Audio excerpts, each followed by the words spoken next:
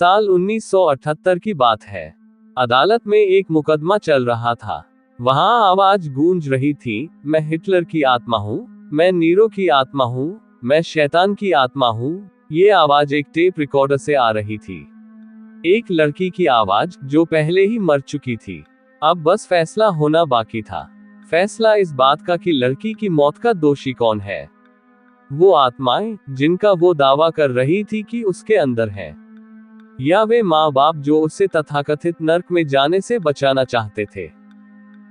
एनालिस का जन्म 1952 में एक बेहद अनुशासित कैथोलिक परिवार में हुआ था। उसके परिवार के लोग बेहद कट्टर किस्म के थे। एनालिस की बड़ी बहन माथा की मौत केवल 8 साल की उम्र में हो गई थी। माथा की मौत की वजह से एनालिस की माँ उस पर अधिक दबाव डालने लगी। उसे बार बार पवित्र जीवन बिताने की सलाह दी जाती थी और उस पर कड़ी नजर भी रखी जाती थी। एनालिस को स्कूल बहुत पसंद था और वो कई विषयों में बेहद होशियार थी। वो जब 16 साल की थी तो वो एक बार स्कूल में बेहोश होकर गिर गई थी। उसके दोस्तों के मुताबिक एनालिस कुछ मिनटों के लिए ट्रांस स्टेट में चली गई थी। दरअसल एनालिस के घर वालों के कट्टरपंथी रवैये की वजह से उसकी मानसिक स्थिति खराब रहने लगी थी। जिस दिन वो बेहोश हुई थी, उस रात वो अपने शरीर में एक भारी फीलिंग के साथ उठी थी। एनालिस ने अगले दिन स्कूल न जाने का फैसला किया। हालांकि कुछ दिनों के बाद सब कुछ सामान्य हो गया। इस घटना के 1 साल बाद ऐसी ही एक घटना हुई। एनालिस को डॉक्टर के पास ले जाया गया। हालांकि डॉक्टर के साथ साथ एक न्यूरोलॉजिस्ट का भी कहना था कि एनालिस के साथ कुछ भी समस्या नहीं है। हालांकि फरवरी 1970 में उसे टीबी के चलते अस्पताल में भर्ती कराया गया। ईसाई धर्म में मान्यता है कि ईसा मसीह इंसानों के पापों के लिए सलीब पर चढ़े थे। ईसाई धर्म को पूरे दिल से मानने वाली एनालिस को भी यही लगता था कि वो दुनिया के पापों की खातिर दर्द सह रही है, ताकि आने वाली पीढ़ी का भला हो सके। ऊपर दी गई तस्वीरों को देखें, ये एनालिस माइकल की तस्वीरें हैं। दोनों तस्वीरों के बीच कुछ ही सालों का अंतर है। इन सालों में एनालिस ने भयंकर यातनाएं सही। उसे रस्सियों से बांध कर रखा गया। उसके साथ 67 बार वो क्रियाएं की गई जिसे अंग्रेजी में एक्सोर्सिज्म कहते हैं, यानी भूत प्रेत भगाने की रस्में। उसने खाना पीना छोड़ दिया। ये सब सहते हुए मात्र 23 साल की उम्र में उसकी मौत हो गई। मौत के वक्त उसका वजन मात्र 30 किलो था। अब सुनिए सबसे चौंकाने वाली बात। ये सब एनालिस की अपनी मर्जी से हुआ था। वो खुद अपने माँ बाप से ये सब करने को कहती थी। क्यों? इस सब की शुरुआत कुछ 15 साल पहले हुई थी, जब एनालिस ने पहली बार होश संभाला था। उसके माता पिता गहरे धार्मिक थे। एनालिस हर हफ्ते चर्च जाती और बाइबल का पाठ करती। यहाँ तक कि उसने लैटिन भाषा भी सीख ली ताकि वो बाइबल के लैटिन सूत्रों को पढ़ सके। 16 साल के उम्र तक सब कुछ ठीक रहा। एनालिस स्कूल गई और बाद में उसने कॉलेज भी ज्वाइन किया। फिर साल 1968 में एक रोज एनालिस के साथ कुछ अजीब घटना हुई। एक रात जब वो सोई थी, अचानक उसे महसूस हुआ कि कोई उसके सीने पर बैठा हुआ है। एनालिस बहुत डर गई, लेकिन उसके माँ बाप ने इसे एक बार की बात मानकर टाल दिया। ठीक साल भर बाद एक रात फिर से एनालिस को लगा कि कोई उसे दबा रहा है। अब की बार उसके माँ बाप उसे डॉक्टर के पास ले गए। डॉक्टर ने कई टेस्ट किए, लेकिन उन्हें कोई दिक्कत नजर नहीं आई। उन्होंने इसे डर का दौरा मानकर उसे घर भेज दिया। अगले कुछ महीनों में एनालिस को एक के बाद एक ऐसे दौरे आए, तो डॉक्टर ने उसे दवाई देना शुरू कर दिया। कई साल तक दवाइयां चली, लेकिन एनालिस की हालत में कोई सुधार न आया। उसे बार बार दौरे आते रहे, बल्कि चीजें और खराब होती गईं। एनालिस के अनुसार सोते हुए उसे बिस्तर में खटखट की आवाज आती थी। उसने अपनी माँ को बताया कि कोई उससे कहता है, वो नर्क में जाएगी। बकौल एनालिस की माँ ने एक रोज उन्होंने उसे वर्जिन मेरी की मूर्ति को घूरते हुए देखा। जब वो पलटी तो एनालिस की माँ के अनुसार उसकी आंखें एकदम काली थी।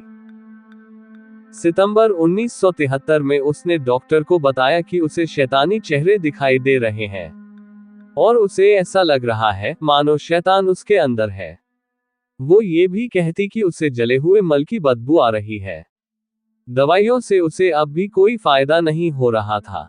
डॉक्टर बता रहे थे कि उसे मिर्गी की बीमारी है। उन्होंने उसे और ताकतवर दवाएं देने का फैसला किया, लेकिन उनसे भी कुछ फायदा ना हुआ, बल्कि दिन पर दिन उसका बर्ताव और अजीब होता गया। साल 1975 तक उसने खाना पीना छोड़ दिया था। वो रात भर जागती रहती और कोई मक्खी या मकड़ी दिख जाए तो उसे अपने मुंह में डाल लेती। ईसा मसीह की तस्वीर, क्रॉस या ईसाई धर्म से जुड़ी कोई भी चीज दिखती तो वो उसे तोड़ डालती थी।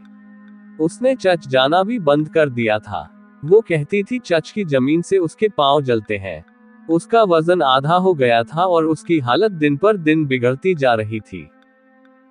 अंत में उसके माँ बाप ने एक रोज तय किया कि वो उसे एक पादरी के पास ले जाएंगे। पादरी ने एनालिस से मिलकर फैसला सुनाया कि उस पर शैतान का साया है। उन्होंने चर्च से एक्सॉर्सिज्म की परमिशन मांगी, लेकिन चर्च ने इनकार कर दिया। दरअसल 1973 में एक फिल्म आई थी, द एग्जॉर्सिस्ट नाम की, जो खूब हिट हुई थी। तब से चर्च के पास ऐसे मामले बढ़ते जा रहे थे जिनमें लोग एक्सॉर्सिज्म की मांग करते थे। अधिकतर केसों में चर्च इनकार कर देता था, और ऐसा ही उन्होंने एनालिस के साथ भी किया। एनालिस के माता पिता ने कैथोलिक चर्च के बिशप जोसेफ स्ट्रेंगल से मुलाकात की और अंत में उन्हें एक्सॉर्सिज्म के लिए मना लिया। बिशप जोसेफ स्ट्रेंगल ने एक और पादरी आर्नोल्ड रेंज को एक्सॉर्सिज्म की जिम्मेदारी सौंपी। यहां से शुरू हुआ यातनाओं का एक लंबा दौर, जिसमें एनालिस के ऊपर 67 बार एक्सॉर्सिज्म किया गया। इस दौरान वो अजीब सी गुर्राती हुई आवाज में लैटिन में बोलती थी। उसकी सारे बातें रिकॉर्ड की गई। इनमें वो खुद को हिटलर की आत्मा बता रही थी। रोमन सम्राट नीरो और शैतान की आत्मा भी अपने अंदर होने की बात उसने कही। उसके अनुसार वे सब उसकी आत्मा को नर्क में ले जाने के लिए आए थे। आत्मा का तो पता नहीं, लेकिन इस चक्कर में एनालिस का जीवन सचमुच का नर्क बन गया। पादरी से मिलने के बाद उसने दवाइयां खाना छोड़ दिया, जिससे उसकी हालत और बिगड़ती गई। जून 1976 तक उसका चेहरा धंस चुका था, बाकी शरीर बस हड्डियों का कंकाल लगने लगा था। इसके बावजूद उसने डॉक्टर के पास जाने से इनकार कर दिया। 30 जून 1976 को उसके साथ आखिरी बार एक्सॉर्सिज्म किया गया। अगली सुबह जब उसके माता पिता कमरे में गए तो उसकी मौत हो चुकी थी। डॉक्टरों ने उसकी मौत का कारण भूखमरी बताया। हालांकि कहानी यहीं खत्म न हुई। एनालिस की मौत के बाद पुलिस ने उसके माता पिता और पादरियों पर गैर इरादतन हत्या का केस दर्ज किया। मामला अदालत तक पहुंचा, जहां बचाव पक्ष ने दलील दी कि सब कुछ एनालिस के मर्जी से किया गया था, और इस दौरान वो बालिग थी, इसलिए दवाई या इलाज करना न कराना उसका हक था। एक्सॉर्सिज्म पर भी कोई कानूनी रोक नहीं थी। दूसरी तरफ सरकारी वकील की तरफ से डॉक्टरी जांच की दुहाई दी गई, जिसके अनुसार अगर एक हफ्ते पहले भी एनालिस को डॉक्टरी मदद मिल जाती तो वो जिंदा बच सकती थी। अंत में अदालत ने सभी अभियुक्तों को दोषी मानते हुए 6 महीने की जेल की सजा सुनाई, लेकिन बाद में उसे प्रोबेशन में तब्दील कर दिया गया। कुल मिलाकर हुआ ये कि अंधविश्वास और कट्टर धार्मिकता ने एक 23 साल की लड़की की जान ले ली। लेकिन ड्रामा यहाँ पर भी खत्म न हुआ। कुछ महीने बाद एनालिस की मां ने कब्र से अपनी बेटी की लाश बाहर निकालने की मांग की। कारण उसे एक नन ने बताया कि सपने में उसने एनालिस की लाश देखी है, जो अभी भी सही सलामत है, और उसके अनुसार ये सबूत था उस पर शैतान का साया होने का।